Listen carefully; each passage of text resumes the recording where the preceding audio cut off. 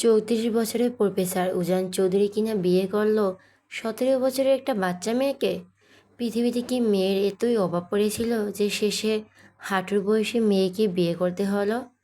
ভরা বিয়ের আসরে কথাগুলো ভেসে আসতেই উজানের চোয়াল শক্ত হয়ে উঠল। কটমট দৃষ্টিতে তাকালো সামনে দাঁড়িয়ে থাকা বড় ভাই আরিয়ান চৌধুরীর দিকে। আরিয়ান ঠোঁট কামড়ে হাসি চেপে রাখার ব্যর্থ চেষ্টা করে দ্রুত সেখান থেকে সরে গেল, কারণ সে খুব ভালো করেই জানে এই মুহূর্তে উজানের রাগ ঠিক কতটা ভয়ঙ্কর হতে পারে। উজান একবার নিজের বাবা আরিফুল চৌধুরীর দিকে তাকায়, তো আরেকবার আরিয়ানের চলে যাওয়ার দিকে। মাথার ভিতর যেন আগুন জ্বলছে তার।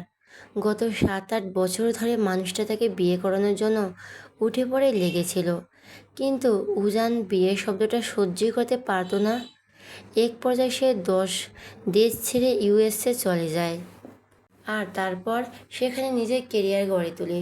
বর্তমান সে আমেরিকার নামকরা এক বিশ্ববিদ্যালয়ের সম্মানিত প্রফেসর। নিজের জগৎ, নিজের নিয়ম, নিজের স্বাধীনতা নিয়ে বেশ ভালো ছিল। গতকাল হঠাৎ শুনল তার বাবা আরিফুল চৌধুরীর অবস্থা নাকি খুবই গুরুতর।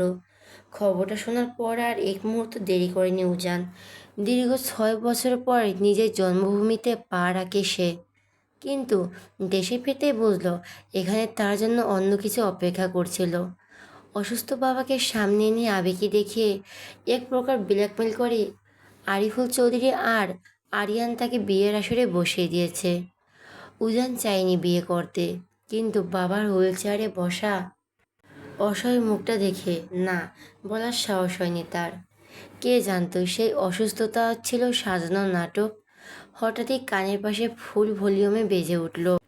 উজান বিরক্ত হয়ে পিছনে ফিরতে থমকে গেল, চোখ দুটো প্রায় কোটর থেকে বেরিয়ে আসার উপক্রম। কারণ যে মানুষটা কিছুক্ষণ আগেও হুইল চেয়ারে আধমরা রোগীর মতো বসেছিল, সে আরিফুল চৌধুরী এখন নিজের বড় ছেলে আরিনের সাথে কোমর দুলিয়ে হুলা হুলা গানে উড়াধুরা নাচছে। শুধু নাচই না, মাঝে মধ্যে হাত তুলে স্টেপও দিচ্ছে। আরিয়ান তো হাসতে হাসতে শেষ। উজান ভাবছে সে কি সত্যি বাস্তবে আছে, নাকি কোনো প্রাংশতে এসে পড়েছে। তার কপালের রগ ফুলে উঠল। এতক্ষণে বুঝতে আর বাকি রইল না তার, এই পুরো নাটকটা তাকে বিয়ে করানোর জন্য সাজানো হয়েছিল। উজান ধীরে ধীরে চোখ বন্ধ করলো, গভীর একটা শ্বাস নিল এবং দাঁতে দাঁত চেপে বিড়বিড় করে উঠল, মির্জাপুরের বংশগুলোর মনে তাহলে এই ছিল যে উজান চৌধুরী সবাইকে মুরগি বানিয়ে বেড়ায়, আজ তাকে আজ তো মুরগি বানিয়ে ছাড়লো। আরিফুল চৌধুরীর নামের নাচের তালে তালে হেসে হেসে উজানের দিকে এগিয়ে এলেন। চারপাশে বিয়ের আনন্দ, ঢাকঢোলের শব্দ, মানুষের হইচই, সব মিলে পরিবেশটা যেন একেবারে উৎসবের ঢেউয়ে ভেসে যাচ্ছে। সেই ভিড়ের মাঝেও আরিফুল চৌধুরী মুখে এক অদ্ভুত শিশুসুলভ উল্লাস। তিনি উজানের সামনে এসে দাঁড়িয়ে একগাল হেসে বললেন, বাপ আর 3 বাপ বেটি মিলে ডান্স করি। উজান কিছুক্ষণ তাকিয়ে রইল। সে ভুরু কুচকে জগল কুচকে তাকালো। লাইক সিরিয়াসলি ড্যাড, তুমি আদৌ আমার বাপ তো? এই কথায় আশেপাশে কয়েকজন হালকা হেসে উঠল। আরিফুল চৌধুরী একদম নির্লিপ্ত। তিনি যেন কথাতেই একেবারে সিরিয়াসলি নিয়ে নিলেন না, উল্টো আরও মজা পেয়ে গেলেন। হেসে কাঁধ বাঁকিয়ে বলেন, যদি তুই 1 মাসের মধ্যে আমাকে নাতি নাতনি হওয়ার সুখবর দিতে পারিস, তাহলে আমি তোর বাপ, নয়তো চাচা ডাকবি। উজানের চোখে মুহূর্তে কঠিন হয়ে গেল, চোয়াল শক্ত হয়ে এলো। সে দাঁতে দাঁত চেপে কাঠক্য স্বরে আওয়ালালো, আজ থেকে তোমায় আমি চাচাই ডাকবো, তবু এই বিয়ে মানব না। আরিফুল চৌধুরী এবার নাচ থামিয়ে উজানের দিকে একটু ঝুঁকে এসে শান্ত গলায় বললেন, যার সাথে বিয়ে দিছি সেই তোকে বুঝিয়ে দেবে তুই বিয়ে মানবি নাকি মানবি না। এই কথা বলে তিনি আবার গানের তালে তালে নাচতে নাচতে ভিড়ের মাঝে মিশে গেলেন, যেন উজানের প্রতিক্রিয়া তার কিছুই যায় আসে না। উজানের মুহূর্তে স্তব্ধ হয়ে দাঁড়িয়ে রইল, তারপর ধীরে ধীরে সরে গেল একপাশে থাকা একটা চেয়ারে বসে পড়ল। চোখে মুখে বিরক্তিকর ছাপ, মনের ভেতরে অস্বস্তির ঝড়। সে বিশ্বাসই করতে পারছিল না নিজের বাবাই তার সাথে এমন সিদ্ধান্ত নিয়ে দাঁড়াতে পারে। বিয়ের এই আয়োজনটা তার কাছে এখন উৎসব না, বরং এক ধরনের বন্দিত্ব মনে হচ্ছে, যাকে সে কোনোভাবে মেনে নিতে পারছে না। তাকেই তার জীবনে জোর করে জুড়ে দেওয়া হয়েছে। ইচ্ছে করেছিল একা একা চলে যেতে, কিন্তু সেটাও সম্ভব নয়। তাই গাল ফুলিয়ে সেখানেই বসে রইল। প্রায় 4 ঘন্টা কেটে যাওয়ার পর অবশেষে সবাই বউকে নিয়ে ঢাকার উদ্দেশ্যে রওনা দিল। গাড়িতে কয় ভয় ধীরে ধীরে চলতে শুরু করলো, আর উজানও নীরব, অস্থির মন নিয়ে সেই যাত্রার অংশ হয়ে গেল একটা নতুন অনিশ্চিত অবধারি দিকে। বাসার ঘরের সামনে দাঁড়িয়ে আছে আরিয়ান, তার স্ত্রী তোবা, উজানের ছোট চাচার ছেলে ইফাত, যে আবার তার বেস্ট ফ্রেন্ড, আর মেহের, সে হচ্ছে উজানের শালিকা, যাকে স্পষ্ট জোর করে এখানে দাঁড় করিয়ে রাখা হয়েছে। সবাই একসাথে দাঁড়িয়ে আছে। হঠাৎ শার্ট খুলতে খুলতে এগিয়ে আসছে উজান। তাকে দেখা মাত্র সকলের চোখে মুখে বিস্ময়কর ছাপ। সবাই তার কাণ্ড দেখে মুখ চেপে হাসতে লাগলো। যে ছেলে বিয়ে মানবে না বলে এখন পর্যন্ত নতুন বইয়ের মুখই দেখেনি, এমনি আসার সময় মুরব্বীদের বকবক শুনতে শুনতে এসেছে, তবুও নতুন বইয়ের সাথে আসেনি। আর সেই ছেলে এখন রুমে ঢোকার আগেই গায়ে জন্য শার্ট খুলতেছে। হঠাৎ উজান এসে থমকে দাঁড়ালো তাদের সামনে। চারপাশে তাকিয়ে কপাল কুঁচকে জিজ্ঞেস করলো, what are you here now? তার কণ্ঠে বিরক্ত আর অবাক হওয়ার দুটোই মিশেছিল। ঠিক তখনই ইফাত এগিয়ে এসে তার কাঁধে হাত রাখল, মুখে ব্যঙ্গাত্মক হাসি ফুটিয়ে বলল, ইস, কি কপাল নিয়ে জন্মেছিস তুই! তুই বিয়ে করবি না জেনেও তোকে সেই আমেরিকা থেকে টেনে এনে বিয়ে করিয়ে দিল। অথচ আমি বিয়ে করতে চাইতেছি ল্যাংটাকাল থেকে, তবুও আমার কথা কেউ কানেই নিচ্ছে না।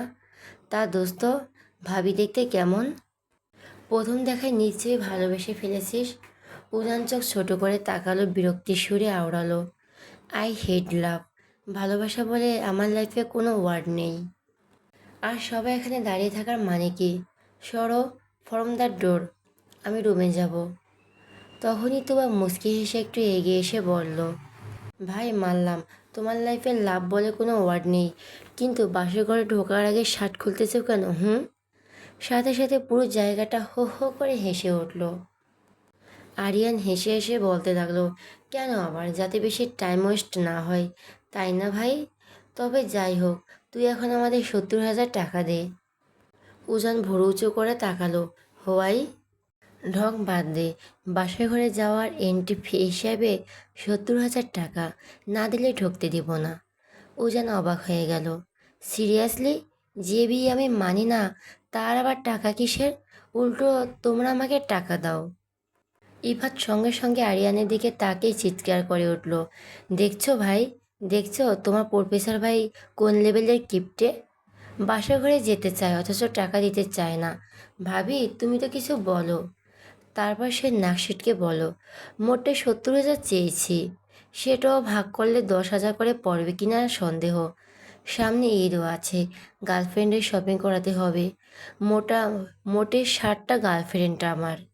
ইফাতের কথা শুনে মেহের চোখ বড় বড় করে তাকালো। 60টা গার্লফ্রেন্ডের কথা যেন তার মাথার উপর দিয়ে গেল। সে অবাক দৃষ্টিতে একবার তাকিয়ে আবার চোখ নামিয়ে নিল। ইফাত আবার তাকে ধমক দিল, এই মেয়ে কী ভাবতেছো? টাকা চাও তোমার পেয়ার দুলাভাইয়ের কাছে? মেহের চুপচাপ রইল। সে স্বভাবতই খুব কম কথা বলে, বিশেষ করে পুরুষ মানুষের সাথে। তার ভেতরে এক ধরনের অস্বস্তি কাজ করে। তাই সে আবারও মাথা নিচু করে নিল। ইফাত আবার চেঁচিয়ে উঠল, এই দোস্ত টাকা দিয়ে না। উজান ধীরে ধীরে প্যান্টের পকেট থেকে ওয়ালেট বের করলো। সবাই খুশিতে চোখ মুখ চাওয়াচাওয়ি করলো। এই বুঝি টাকা বের হলো, কিন্তু পরক্ষণই সে একটা 5 টাকার কয়েন বের করে ইফাতের হাতে দিল। আমার মনটা বিশাল, আমি দান খয়রাত খুব ভালোবাসি, তোকে 5 টাকা দান করলাম। এটা দিয়ে গিয়ে সামনের দোকান থেকে একটা চকলেট কিনে খা, তবুও শরীরে এনার্জি ওয়েস্ট করিস না। আর তোমার ইমিডিয়েট আমার 70,000 টাকা দাও, না হলে আমি বাসার ঘরে যাব না। ইফাত থমকে গেল। কি বললি তুই? উজান এক পলক ইফাতের দিকে তাকিয়ে আবার আরিয়ানের দিকে তাকালো। ভাই টাকা দাও, না হলে আমি ছাদে চলে যাব। আরিয়ান সঙ্গে সঙ্গে কাঁচতে কাঁচতে প্রায় মেঝেতেই বসে পড়ল। পরিস্থিতি হাতের বাইরে যাচ্ছে দেখে তার মাথা ঘুরে যাওয়ার মতো অবস্থা। ভাই এসব তুই কী বলছিস? বাসর করবি তুই, টাকা তো তোর দেওয়ার কথা, আর তুই আমার কাছ থেকে চাইছিস? দেবি না তো ঠিক আছে, আমি যাচ্ছি তাহলে। সে পা বাড়ালো, সাথে সাথে ইফাত আর আরিয়ান দুজনই তার হাত ধরে ফেললো। ভাই, এমনভাবে আমাদের সর্বনাশ করিস না। আমি ফকির, আমি মিসকিন, আমার ঘরবাড়ি নেই, আর তুই আমার কাছ থেকে টাকা চাইছিস? উজান চৌধুরী বারবার কথা রিপিট করে না, টাকা দাও, না হলে আমি যাচ্ছি। এইবার ইফাত প্রায় কেঁদে ফেলার মতো অবস্থা। ভাই দ্রুত এই কিপটাকে টাকা দাও, না হলে কাল আমাদের ফাঁসি হবে। অবশেষে আরিয়ান বাধ্য হয়ে টাকা বের করলো। উজান টাকাটা হাতে নিয়ে বাঁকা এক হাসি দিল, চোখে বিজয় ঝিলিক। তারপর ধীরে ধীরে দরজা দিকে এগিয়ে গিয়ে রুমে ঢুকে গেল। রুমের ভেতরে ঢুকতেই উজান থমকে গেল। পুরো রুমটা সাজানো রজনীগন্ধা, লাল গোলাপ আর বেলি ফুলে। হালকা সুগন্ধ চারপাশে মোহময় হয়ে আছে। বিছনার চারপাশে ফুলের ঝালর ঝুলছে। মোমবাতির নরম আলোয় পুরো পরিবেশটা আরও স্বপ্নময় লাগছে। কিন্তু উজানের চোখ গিয়ে আটকে রইল বিছনার মাঝখানে। ফুলে সজ্জিত খাটে লাল বেনারসি পরে ছোট্ট করে ঘোমটা টেনে বসে আছে একটা পিচ্চি মেয়ে, তাসফিয়া মৌ, উজানের সদ্য বিয়ে করা স্ত্রী। মেয়েটাকে দেখেই তার বিরক্তি আরও বেড়ে গেল। এখন তার বিয়ে করার কোনো ইচ্ছে ছিল না। তার উপরে এই পুস্কু মেয়েকে। মাস কয়েক আগেই স্কুল শেষ করে কলেজে ভর্তি হয়েছে মেয়েটা। অবশ্য পড়াশোনার প্রতি ময়ূর খুব একটা আগ্রহ নেই। মেহের না থাকলে হয়তো কলেজেও যেত না। উজান গম্ভীর শ্বাস পেল, তারপর গম্ভীর মুখে সামনে এগিয়ে গেল। হঠাৎ পুরুষ কণ্ঠের শব্দে মৌ কেঁপে উঠল। ঠিক তক্ষুনি উজান বর্জ্যকণ্ঠে প্রধ্বনিত করে, এই পুচকি মেয়ের বয়স তো এখনও 18-র নিচে। তাহলে কোন দুঃখে নাচতে নাচতে বিয়ে করে বসলে শুনি? আর শোনো, তোমাকে এই উজান চৌধুরী নিজের ওয়াইফ হিসাবে কোনো দিন মানবে না, মানেও না। আমার থেকে দূরত্ব বজায় রেখে চলবে। আর একটা আমার রুম, আর এটা আমার রুম। একটা জিনিসও যদি এদিক ওদিক হয় তাহলে কিন্তু মেরে তক্তা বানিয়ে ফেলবো, মাইন্ড ইট। ময়ের ভেতর সঙ্গে সঙ্গে আগুন জ্বলে উঠল। ইচ্ছে করছিল এখনই ঘোমটা ফেলে উঠে দুই কথা শুনিয়ে দেয়, কিন্তু আজ বাসর রাত বলে দাদি চাচিরা হাজারবার বুঝিয়েছে প্রথম দিন শান্ত থাকতে হয়। তাই অনেক কষ্টে নিজেকে কন্ট্রোল করলো সে। তবে উজান চৌধুরীর নামটা শুনে তার কেমন যেন চেনা চেনা লাগলো। মনে হচ্ছে কোথাও শুনেছি, কিন্তু এই মুহূর্তে কিছুতেই মনে করতে পারছে না। ঠিক তখনই দরজার কাছে শব্দ হলো। উজান ক্যাবিনেট থেকে একটা বালিশ বের করে হাতে নিল। তারপর দরজা থেকে হাঁটতে হাঁটতে বলে উঠল, পুচকি মেয়ে পুচকি মেয়ের মতোই থাকবে, কখনো বইয়ের অধিকার ফলাতে আসবে না। কারণ আমি তোমাকে বউ হিসেবে মানি না, আর নাই বিয়েটা। কথাটি বলে গটগট পায়ে রুম থেকে বেরিয়ে গেল সে। দরজা বন্ধ হয় শব্দ হতেই মৌ একটানে ঘোমটা খুলে ফেলল। তারপর বিছানা থেকে ধপ করে নেমে কোমরে হাত রেখে ফুঁসতে ফুঁসতে লাগলো, আমি যেন বিয়ে মানার জন্য বসে আছি। বুড়ো বয়সে এত সুন্দর কিউট একটা বউ পেয়ে নিজেকে গর্ভবতী, ওহ সরি সরি, গর্বিত মনে করবে, তা না উল্টা।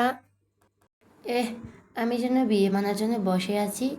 বুড়ো বয়সে এত সুন্দর কিউট একটা বউ পেয়ে নিজেকে গর্ভবতী, ওহ সরি সরি, গর্বিত মনে করবে, তা না উল্টা আমার উপর রাগ দেখায়।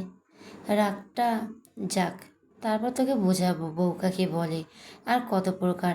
বুড়া খাটাস একটা। বাসর রাতে বউকে গিফট না দিয়ে বরং 10টা কথায় শুনিয়ে চলে গেল।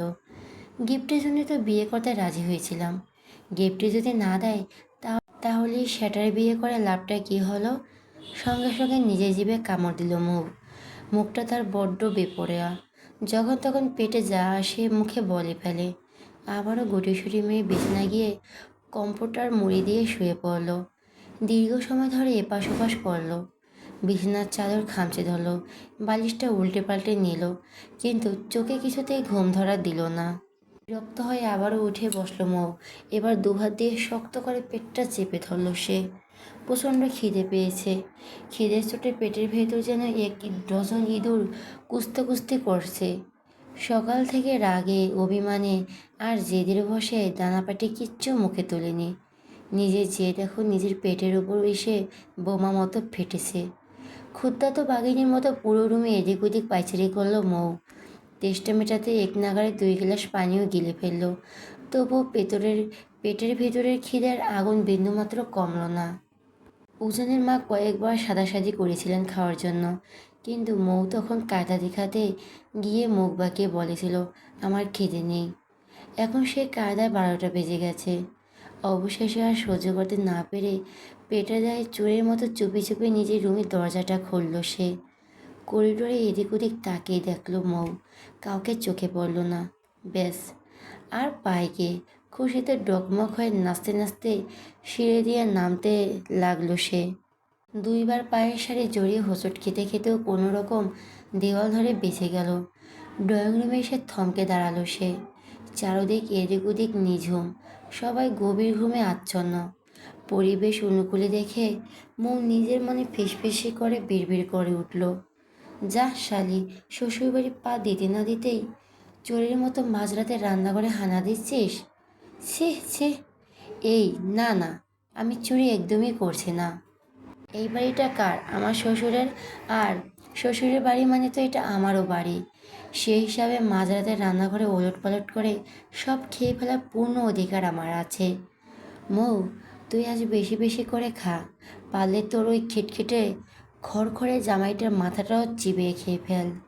মনের আনন্দে গুনগুন করে করতে করতে কিচেন রুমে ঢুকলো মৌ, কিন্তু সুইচ টিপে আলো জ্বালাতে তার মুখটা শুকিয়ে চুন হয়ে গেল। এত বড় কিচেন রুমে, অথচ চটজলদি মুখে তোলার মতো তৈরি কোনো খাবারই চোখে পড়ছে না। খিদের তাড়নায় মাথা ঘুরছিল তার। খাবার খুঁজতে খুঁজতে পুরো কিচেন রুমে এক চক্কর দিয়ে যখন সে প্রায় ক্লান্ত, ঠিক তখনই তার চোখে পড়ল কোনার বিশাল ডাবল ডোরের ফ্রিজটার দিকে। আশার আলো দেখে মৌ দ্রুত গিয়ে ফ্রিজের দরজাটা খুলল। আর খুলতেই তার চোখ ছানা বড়া। ভেতরে বাহারি রকমের ফলমূল, মিষ্টি আর ডেজার্ট সাজানো। তবে অত শখ রাজকীয় খাবারের দিকে না তাকিয়ে ময়ের নজর গেল একটু আগে শাশুড়ি আম্মা যে খাবারের প্লেটটা তাকে দিতে চেয়েছিল সেটার দিকে। প্লেটের ওপর ঢাকা দেওয়া ছিল। ঢাকনাটা তুলতেই ময়ের মনটা জড়িয়ে গেল। আস্ত একটা leg piece. Chicken leg piece ময়ের বরাবরই মারাত্মক দুর্বলতা। বাপের বাড়িতে এই লেগ পিস নিয়ে কত যুদ্ধ হয়েছে। মেহেরের ভাগের লেগ পিসটাও সে কতবার পটিয়ে পাটিয়ে নিজের পাতে তুলে নিয়েছে তার ইয়াত্তা নেই। খুশিতে ময়ের চোখ চকচক করে উঠল। খাবারের প্লেটটা হাতে নিয়ে ডাইনিং টেবিলে পর্যন্ত যাওয়ারও তার সইল না তার। কিচেন রুমে মেঝেতেই ধপাস করে বসে পড়ল সে। তারপর কোনো রাজকীয় ভাবনার তোয়াক্কা না করে দুহাত লাগিয়ে তৃপ্তি ভরে চিকেন আর ভাত সাবার করতে লাগলো। খাওয়া শেষ করে একটা স্বস্তি পেল মৌ। নিজের বাপের বাড়ি হলে হয়তো প্লেটটা ওখানে ফেলে রেখে চলে যেত, কিন্তু আজ আর সেই রিস্ক নিল না। নতুন শ্বশুরবাড়ি বলে কথা। প্লেটটা যত্ন করে ধুয়ে একদম নির্দিষ্ট স্থানে উপুর করে রেখে দিল। তারপর তৃপ্তি ভরে এক গ্লাস পানি খেয়ে যেই না ঘুরে দাঁড়িয়েছে, ঠিক তখনই উপরের সিঁড়ি বেয়ে নামছিল উজান। চোখে মুখে তার রাজ্যের বিরক্তি আর ক্লান্তি মাখানো। নিজের এসি রুম আর নরম বিছানা ছাড়া উজানের অন্য কোথাও মোটেও ঘুম হয় না। অথচ আজ এই আপদ মেয়েটার চক্করে তাকে নিজের রুম ছেড়ে পুরো বাড়ি টোটো করতে হচ্ছে সামান্য একটু ঘুমের আশায়। একটু আগে ছাদে গিয়েছিল ঠান্ডা বাতাসে ঘুমাতে, কিন্তু সেখানকার মশা দল কামড়ে তার পিঠের চামড়া তুলে ফেলার দশা করেছে।